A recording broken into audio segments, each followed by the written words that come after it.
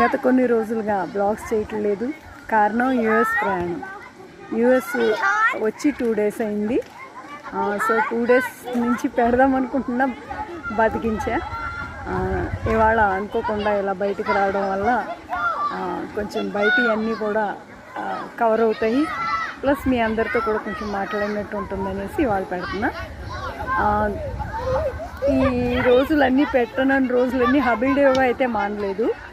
Only ఒక్క రోజు అనుకుంటా ఫ్లైట్లో ఉండడం వల్ల చేయలేకపోయా. మిగతా అన్ని రోజులు కూడా నేను హబిల్ యోగా చేశా. 10,000 steps మటుకి చేయలేకపోయాను. 8,000, 7,000, 9,000 అలా అయినాయి. ఒక రోజు 2 రోజులు అయితే అసలు 2,000-3,000 అయినాయి. సో ఆ రకంగా జరిగింది. ఈరోజు టాపిక్ మనీని మనకి ఉంది కదా అనేసి మనం ఇష్టం వచ్చినట్టు ఖర్చు పెడితే దాన్ని డిస్రెస్పెక్ట్ చేసినట్టు, అంటే దాన్ని అమర్యాద పరిచినట్టు అనమాట. డబ్బుని ఎప్పుడైతే మనం అమర్యాద పరుస్తామో అది మన నుంచి దూరం వెళ్ళిపోతుంది. ఖర్చు పెట్టేటప్పుడు ఒకసారి ఆచితూచి ఖర్చు పెట్టాలి. ఈ మధ్యకాలంలో అందరికీ మనీ ఉంది కదా అని బాగా స్పెండ్ చేస్తున్నారు.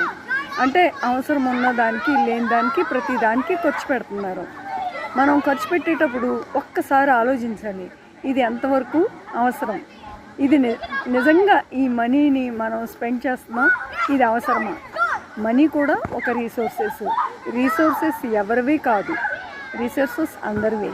సో మనీ యూజ్ చేసేటప్పుడు మీ అవసరాలకు వాడండి, కానీ అవసరానికి మించి అనవసరమైన వాటి మీద ఖర్చు పెట్టకండి. అది డిస్రెస్పెక్ట్ చేయడు. మనీని ఎప్పుడైతే డిస్రెస్పెక్ట్ చేస్తారో మన నుంచి దూరం వెళ్ళిపోయే ఛాన్సెస్ ఉంటాయి.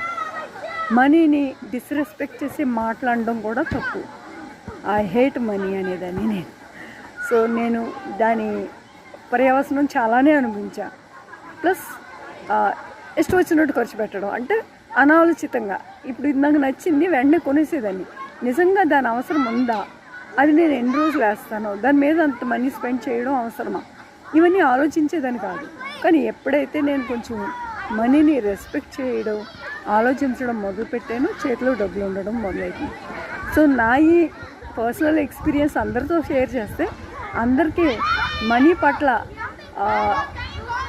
ఎలా కేర్ తీసుకోవాలో ఇప్పుడు అందరూ చాలా వరకు తీసుకుంటున్నారు. కానీ కొంతమంది తెలియకుండా ఇలా ఎవరు చెప్పేవాళ్ళు లేక నాలాగా చేస్తూ కూడా ఉండొచ్చు.